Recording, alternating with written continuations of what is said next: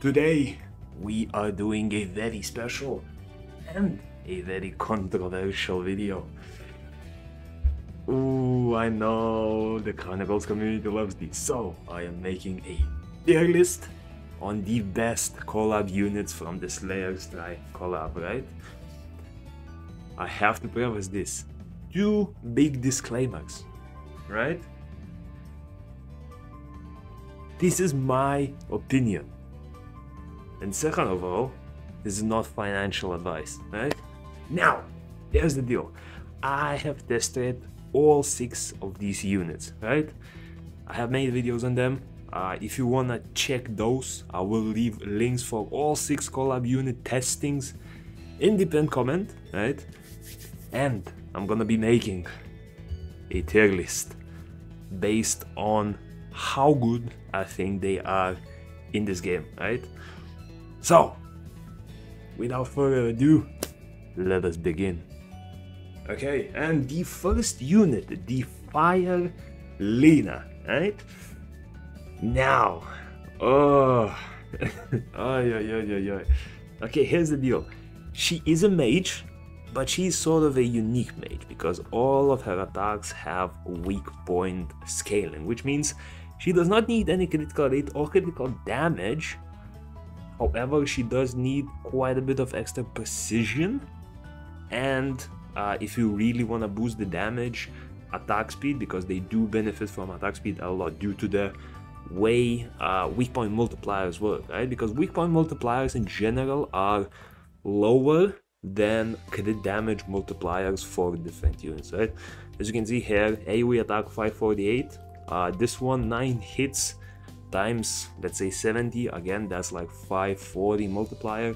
With crit damage units, you will often find units that would have like similar mana cost, similar range abilities at like 800-900% multipliers, so you have to keep that in mind. And given that her attacks, like basic attack multiplier, is quite high compared to the crit damage one or just the regular units, which is usually like between 160 and 200, attack speed is kind of needed. So regardless whether you're building a crit damage unit or a weak point unit, you're gonna need to prioritize 3 of the substats, right? Now you can go without attack speed, but then I think her damage will be lowered quite a bit, right? So yeah, overall skill set though, this skill pretty much doesn't exist. I mean, this is a single target 9 hit ability, right? It has a 27% chance per hit to apply damage taken up. So with 9 hits, that's an average of around 2 levels of damage taken up. I mean, and then increases ultimate barrage by a whole 1%. Amazing. That skill is a joke. Her main strength lies in hair, right? And it's a very big range. It's a remove immunity and oblivion, so it's sort of like a pretty much guaranteed to apply oblivion both to your front line and to the back line, because with that range she will hit both, right?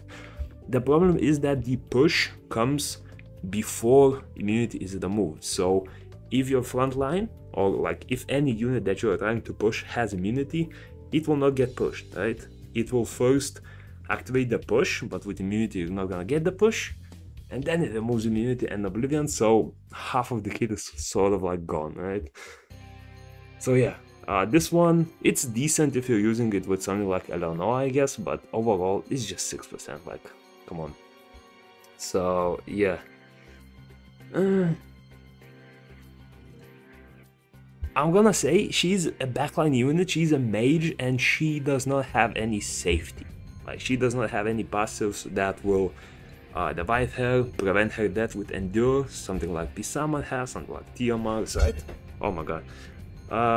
But yeah, just because of that, I cannot place her high. I cannot place her high because she just has that big lack of safety.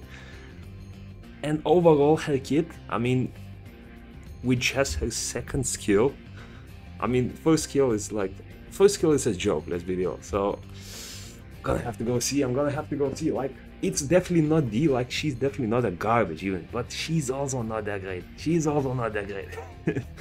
Okay, and next up, the water goody. How do you spell? I don't know. Someone said how to spell it. I don't bother. Goody. It's goody, okay? It's goody. So, oh, this guy, PvE unit. PvE unit. We're gonna rate him for PvE specifically. He's not a PvP unit at all, right? So, guaranteed critical hit from the passive. Although, keep in mind that the critical up 100%, right? It actually boosts it by a flat 100%. It's not a 100% increase from the current crit rate you have. Like, let's say you have 30 crit rate, it will not become 60, right? It will become 130. So, that pretty much guarantees the crit. However, passives that have like anti-crit, those will counter him. For example, the Farakels, like the Tree of Hero boss fire phase or the final boss phase, those have anti-crit passives and they will counter water goodies, which means that if you have him on low critical rate, he will not crit. If you have him on high critical rate, it works just fine. But if you have him on low critical rate, he will actually not crit, right? So, overall though, 35% less damage from a boss. Guaranteed criticals, right? 60% defense penetration on all skills. This unit is amazing. Like, comparing to Perna, he falls behind in damage when attacking like neutral targets. If you're hitting targets that are water element, he will most likely be somewhere closer to Perna because Perna will have struggles landing critical hits on that.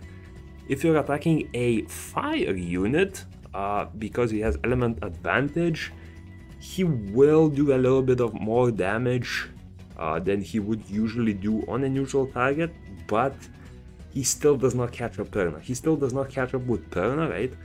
But what Perna does not have is the mana regen. So if you are using him in Raid and Path of Adventure, this boosts his damage by a lot, especially if you're using him, for example, on Soul Link and just farming skill 1, which is the main damage ability, right? In that case, he can come close to Perna, but in most cases, Perna will still be the better unit to use. And if you want to top it up fully, you can use Perna and this guy as an off Soul Link unit. And in that scenario, your PvE team is gonna be like insane, right? So defense penetration, super useful when there's like no defense. It's useful in stuff like Seal, right? However, outside of raids and Path of Adventure, he's just a unit, right? Without that mana regen, he really is just an average damage dealer. So I'm gonna give him an A, but it's like a very high A, right? If we were to rate only Raid and only Path of Adventure, I would put him in S. But because it only works in those two specific contents and does not work in other PvE content, I'm gonna give him like a very high A rank.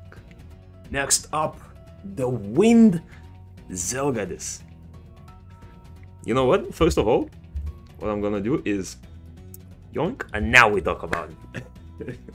Now we talk about it. Okay, first of all, first skill. First skill is like, you can let him use it when he's off Soul Link, but that's not the main focus, right? That's not the main focus. The main focus is his passive and his second skill. So her passive, whenever he's hit, he gets 10% chance to apply a defense up for 10 seconds, right? And now defense up is a cool survival like buff, right? But he does have defense scaling on his skills, which means that as long as he is getting hit, he directly boosts his own damage. And while the damage multipliers on this may not look that amazing, right? They hit 4 random enemies, up to 4 random enemies in a range. Look at the amount of stuff he does. Now, first of all, what I have to say is, I think I didn't mention this in one of my like Zelgadis review videos, right? His second skill, by itself, like if it hits one target, the multiplier on that skill is not high, like it is a very low multiplier even for an ignore defense skill. However, look at this. If he hits one target, he does 1 tick of damage, right? Now, please Kina, no. I'm just trying to switch this. Why are you doing this? Okay, there we go. Now, if you hit multiple targets, up to 4 targets, each target will actually take damage 4 times. Which means that the more people you stack up in there, the higher the damage will be. And I think this is like an amazing counter to all of the frontline stuff, right? So if you look at, let's say you manage to catch 3 enemies in that second skill, now the multiplier becomes 480% of attack plus 720% of defense. So in total that's like, because attack and defense usually is like similar values in terms of runes, right? We're looking at over 1000% multiplier, 45% defense penetration. That's pretty much the same as having a level 1 defense break on an enemy. 2 strips, but keep in mind, you hit enemies multiple times, you hit multiple enemies, damage taken up. So if you do hit multiple enemies, there is a chance that the damage attack up, or like the damage taken up, will proc on like the first hit, and the other hits will make use of the damage taken up. So the multiplier, the defense penetration, and he can make use of his own damage taken up. And he also airburns targets, which can apply a little bit of CC and improve your further combo, especially if you have like a follow-up target to that, right? This skill alone is so overloaded that I just have to place him S tier, right? I have won so many games of him just completely wiping out the whole team in a single hit, right? I don't even want to imagine what happens when you save 8 mana and hit this twice, right? This, just for this skill alone, like he deserves S tier. For me, by far, spoiler alert, by far the best unit from the collaboration so far, right? And especially if you set it up with a follow-up damage. For me, the follow-up damage usually is like Orbia AoE abilities. It's nuts, it's nuts. You're gonna be wiping out full teams, right? And he can generally even wipe out a little bit of like squishier frontline units. Like not full tanks, but those like bruiser type units. It's crazy. This unit is crazy. Okay, and now we move on to the light and dark versions of these units, right? So starting with Lena for the dark Lena skills, right? Again, a weak point mage, which is a weird combo, but I mean, we move. The good thing about this mage compared to the fire Lena is she actually has a sustain passive, right? Whenever she receives little damage, she gets endure and immunity for 14 seconds. So that alone allows her to be built much squishier and on a way more damage based build, because even if she gets nuked by an assassin or something, as long as the assassin does not have like any strip, she will still be alive for quite a while, especially compared to other backlines that there are, right? So passive, very nice, very nice. Unfortunately, it does not like heal, does not revive, but endure is good enough. It's good enough, it's better than nothing, right? This skill, it's not that important, however, it will be important when I talk about his second skill, right? Now, the second skill, one of many, but this is a full strip. It's a full AoE strip. It does cost 5 mana, so it's a bit expensive, but it is a full strip. Damage on it, we don't pay too much attention to the damage, like especially the first proc. The main damage will probably come from the follow-up ability. 6 hits, defense break on each of them, right? But attribute advantage attack, which means she needs less critical rate, all of that, right? She will do more damage because attribute advantage attacks do actually just do flat out more damage. Mana regen for 7 seconds, that will come out important as well. And if she manages to use this ability while she has Energy of Dark, she will use the follow-up ability. Now, the thing with Energy of Dark, right? In most cases, it will be quite difficult to charge, and in a lot of cases, unless you're using like some cooldown reducing monster, it's gonna require like If you want to use the skill manually especially, you're gonna need like 10 plus mana in most cases, even if you're looking at like cheaper skills. But I will say this, there are some units that can allow her to charge the energy of Dark in like 2 to 3 seconds. There's only a few of them. Some units work better, others work amazing. The problem is those units are not exactly meta, right? Like, they are definitely PvP units, they're used as PvP units, they're definitely not like PvE units, but they are a little bit off meta currently, right? But just because those units exist, and I will cover those units most likely tomorrow, I'll make a separate like follow-up video on Lena on how you can make use of those units. If you use any of those units, she becomes absolutely top tier, right? But without those units, she's a very good stripper, but like, that's pretty much where she stops, right? At least from my usage, I know people are saying she does a lot of damage for them. I don't see that, right? Like, I just don't see her doing massive damage. She definitely does damage. I don't think she's like top damage dealer material. I think she's more used like a utility stripper plus defense breaker, right? So, here's the deal. If we're rating her without those special units that can charge her dark energy insanely fast, I would put her around like high B tier, right? But if you do use those units that can charge her dark energy ability super fast, I would put her like high A tier. So I'm gonna keep a combination of those, and I'm gonna put her on an average in like a very low A tier for myself, right? Okay, and now light goody. Ooh, so this guy it's like a counter unit. It's not a unit that you will usually use by itself, right? It is very much a root and pull counter, right? For this guy, his main use is his first skill and the passive, basic attack, whatever, right? Decent multiplier, but you're not gonna build him attack speed. Second skill, it's a defense scaling attribute advanced attack, so technically it does do pretty decent damage, especially for a 3 mana skill. It does have block beneficial, but again, this is not where you're gonna pay attention mostly to. This is sort of like a skill which you might use once you have used the first skill on souling, right?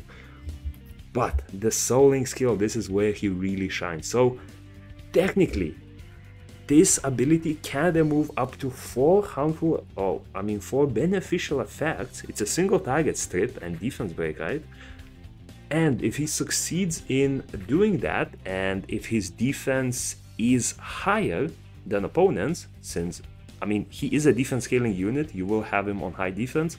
On top of that, he will apply defense down. So in most cases, like I'd say like 95% cases, as long as you manage to strip immunity on this guy, like with this guy, you will use the follow-up ability, right? And the follow-up is just an AoE attack, ignores damage reduction effects based on defense as well, 3 hits, crit damage taken up with each hit, right? The cool thing, 3 hits and crit damage taken up on each hit, which means that as long as he applies within like the first or the second hit, he can also make use of that crit damage up debuff to do more damage with this skill by itself, right? And now, the passive.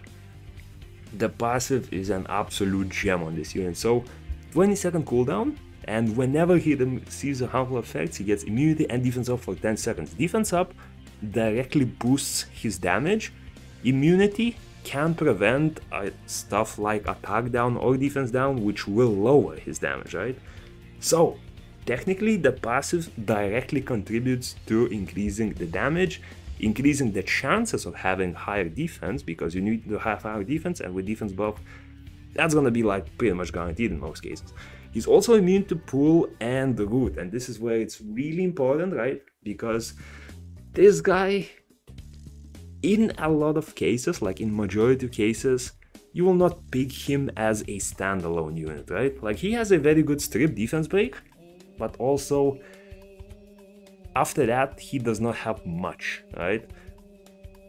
This passive is where he really shines against units like Ophelia, Light Monkey, what's the other root unit? Lena, right, the Dark Magic Knight. He is mainly made to counter those, and it clearly shows like they are giving us more and more counters to root and, well, I wouldn't say pull, but mostly roots, right?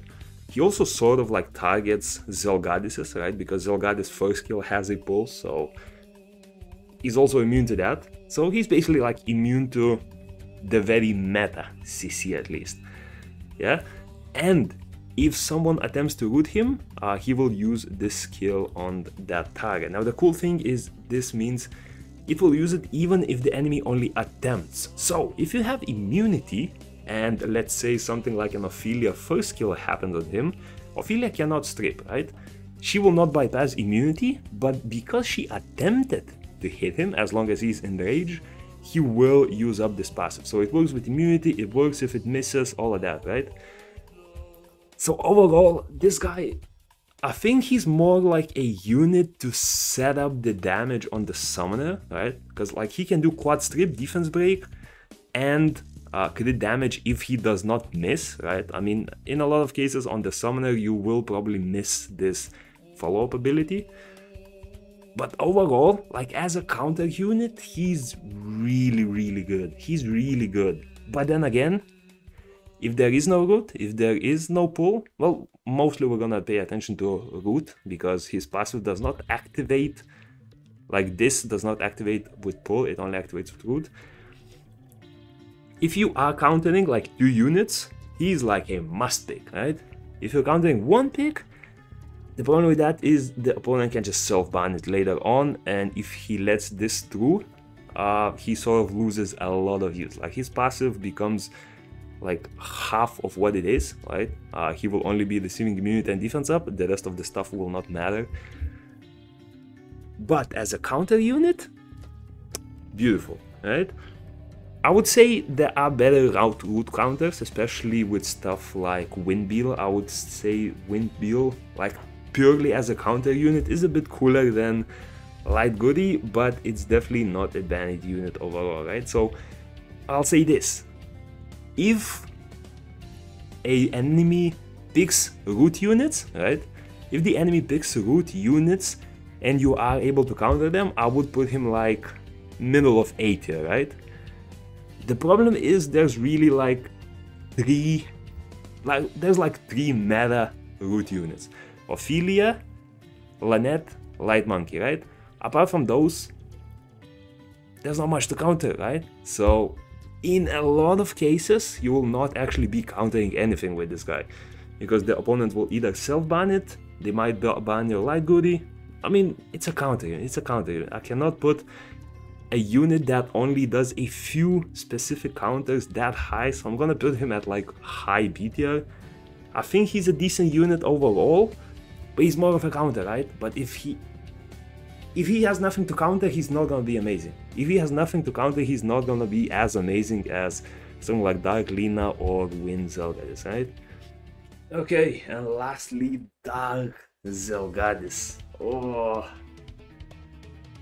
it hurts my heart because Wind one was amazing, and this is just such a fall from grace, right? So first skill, same as the Wind one, Pearl, defense scale, stun, right? Decent.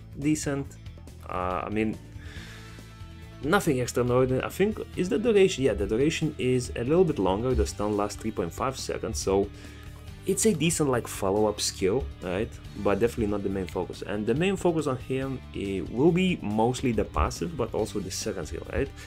So this is a 1 buff strip and block beneficial effects, and also if the target's under CC effects, it will do the follow-up damage and block harmful effect removal. Now, on paper,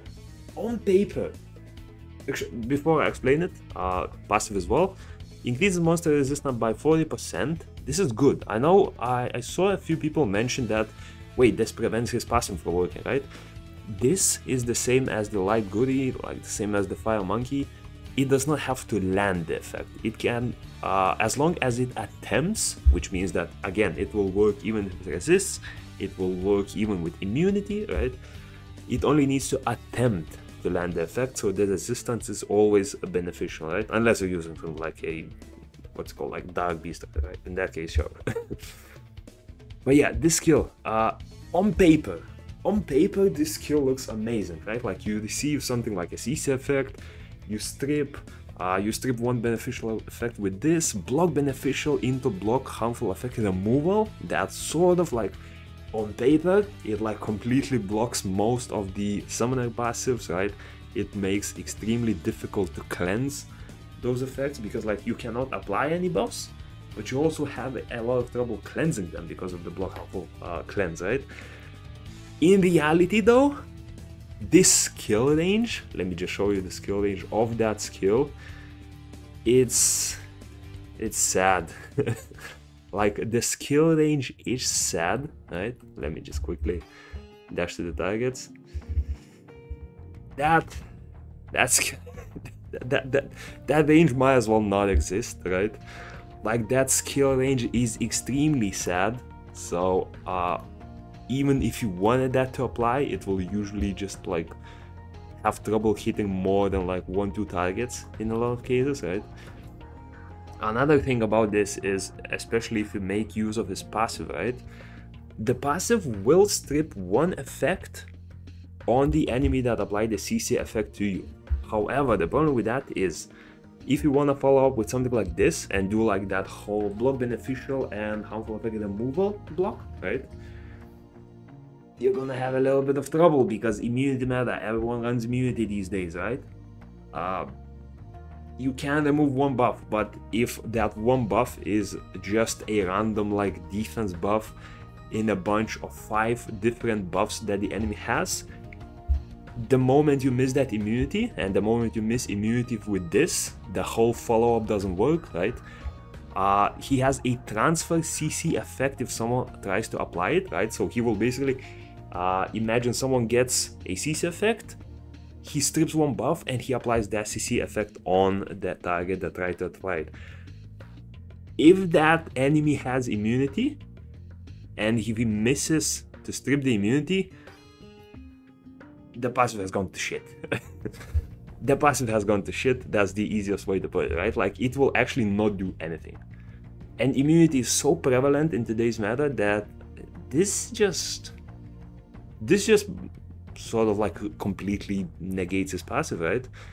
This is only a 1 strip. I would say maybe if it was like 2-3 strip, I could see this being pretty good, right? Even with that range.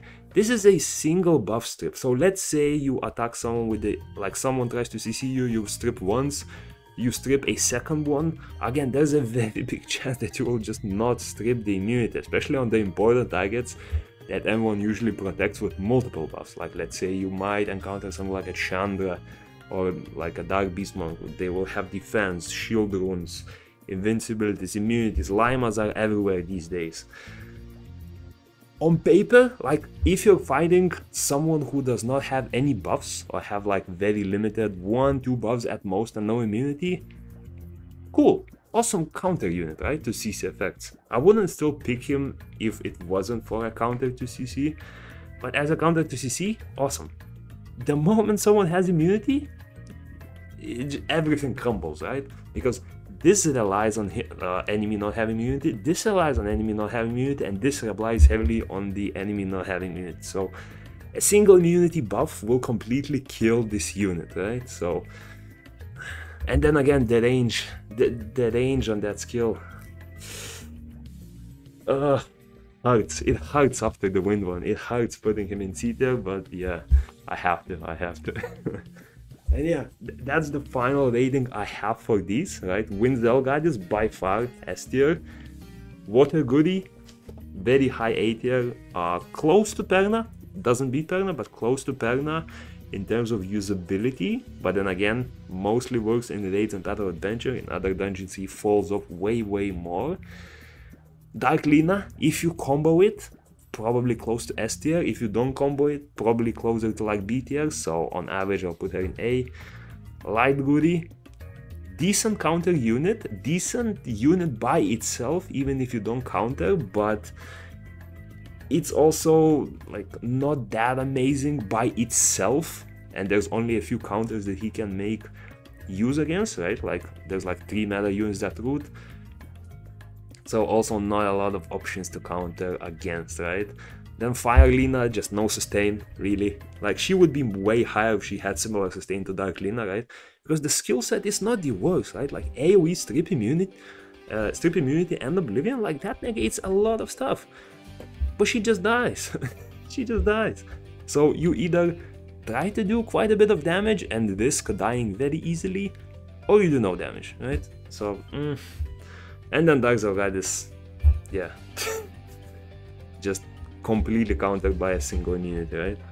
And yeah, that's my final tier list. Comment if you do disagree with my opinion on this one. I do want to see your ratings, especially if they are vastly different from mine. And yeah, peace.